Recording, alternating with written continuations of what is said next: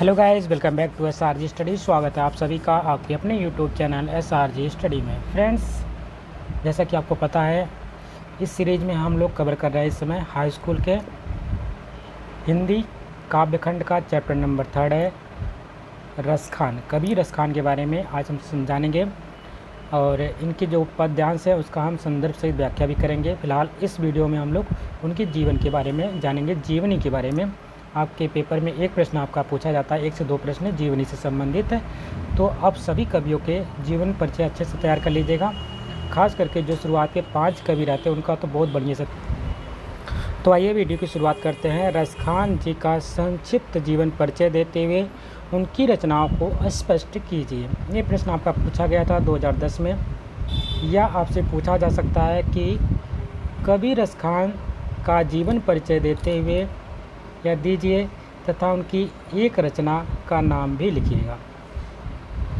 आगे देखते हैं उत्तर में आपको लिखना है सबसे पहले इनके थोड़ा सा इनके बारे में समझ लीजिएगा, उसके बाद इनका जीवन परिचय हम लोग देखेंगे। उत्तर में आपको ध्यान से लिखना है कि हिंदी काव्य की श्री वृद्धि ना जाने कितने ही मुसलमान कवियों के द्वारा की गई है, किंतु इन सभी कवियों में रसखान जैसा कोई सुकोमल सरस और ललित काव्य किसी का भी नहीं है। इन्हें अत्यधिक भावुक कवि हृदय मिला था, जिसके कारण ये श्री कृष्ण के दीवाने हो गए थे। इनके हृदय से निकला हुआ समस्त काव्य रस और भाव से आकुल कर देने वाला है। श्री कृष्ण भक्ति शाखा के अद्वितीय कवि माने जाते हैं। अब आइए शुरुआत करते हैं इनके जीवन परिचय के बारे में। जीवन परिचय में आपको ध्यान देना है कि रसखान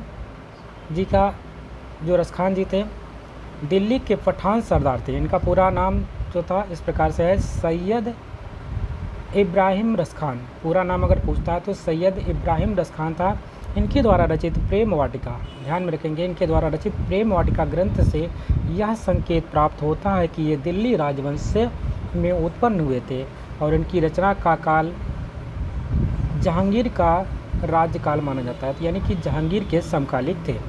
इनका जन्म की बात करते हैं तो सन 1558 ईस्वी या संवत 1615 बी के लगभग दिल्ली में हुआ था। हिंदी साहित्य का प्रथम इतिहास के अनुसार इनका जन्म सन 1533 ईस्वी में पिहानी जिला हरदोई, जो कि उत्तर प्रदेश में है, वहाँ पे हुआ था। हरदोई में सैयदों की बस्ती भी है।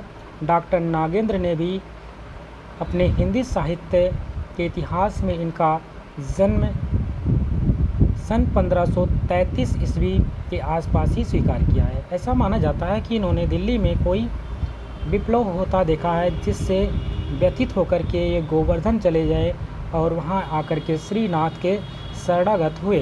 इनकी रचनाओं से यह प्रमाणित होता है कि ये पहले रसिक प्रेमी थे, बाद में अलौकिक प्रेम और की ओर आकृष्ट हुए और कृष्ण भक्त बन गए। गोस्वामी विठलनाथ के पुष्टि मार्गों में इन्हें दीक्षा प्रदान की थी। इनका अधिकांश जीवन ब्रज की भूमि में व्यतीत हुआ। यही कारण है कि ये कंचन धाम को वृंदावन की करील कुंजों पर न्यौछावर करने और अपने अगले जन्मों में ब्रज में शरीर धारण करने की कामना करते हैं। कृष्ण भक्त कवि रसखान की मृत्यु सन 1618 ईस्वी संवत 1775 भी के लगभग हुआ था। अगर इनकी कृतियों की बात किया जाए तो इनकी कृतियाँ इस प्रकार से, रचनाएं इस प्रकार से हैं। रसखान की निम्नलिखित 2 रचनाएं प्रसिद्ध हैं, जिसमें से पहला है सुजान रसखान। इसमें ध्यान रखेंगे इनकी रचना कवित्व और सवैया छंदों में की गई है। यह भक्ति और प्रेम विषयक मुक्तक काव्य है। इसमें 139 भावपूर्ण छंद हैं। सेकेंड इनका है प्रेम वाटिका। प्रेम वाटिका इसमें से 25, ध्यान रखेंगे, इसमें 25 दोहों में प्रेम के त्यागमय और निष्काम स्वरूप का काव्यात्मक वर्णन है तथा प्रेम का पूर्ण परिपाक हुआ है।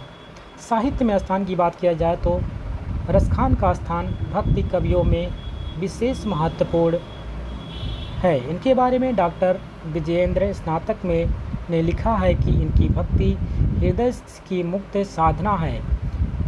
इनका श्रृंगार वर्णन भावुक हृदय की उन्मुक्त अभिव्यक्ति है। इनके काव्य इनके स्वच्छंद मन के सहज उद्गार है। यही कारण है कि इन्हें स्वच्छंद काव्य धारा का प्रवर्तक भी कहा जाता है। इनके काव्यों में भावनाओं की तीव्रता, गहनता और तन्मयता को देख करके भारतेंद्र जी ने कहा है, इस मुसलमान हरिजनन ओ कैटिन हिंदू वारिये। ये आपका जो तो आपका जीवन परिचय जो था यहाँ पे कंप्लीट होता है। अगले पार्ट में हम लोग यहाँ पे पद्यांशों की जो महत्वपूर्ण व्याख्या उसको देखेंगे। तो आशा करते हैं आपको जीवन परिचय समझ में आया होगा, पसंद आया होगा। तो वीडियो अगर पसंद आई है तो उसको लाइक करिएगा, साथ में शेयर भी कर लीजिएगा और बेल आइकन को प्रेस कर लीजिएगा, क्योंकि जब भी कोई वीडियो हम अपलोड करेंगे तो उसका नोटिफिकेशन आप तक मिल सकेगा। मिलते हैं एक नए वीडियो में, तब तक के लिए नमस्कार, जय हिंद।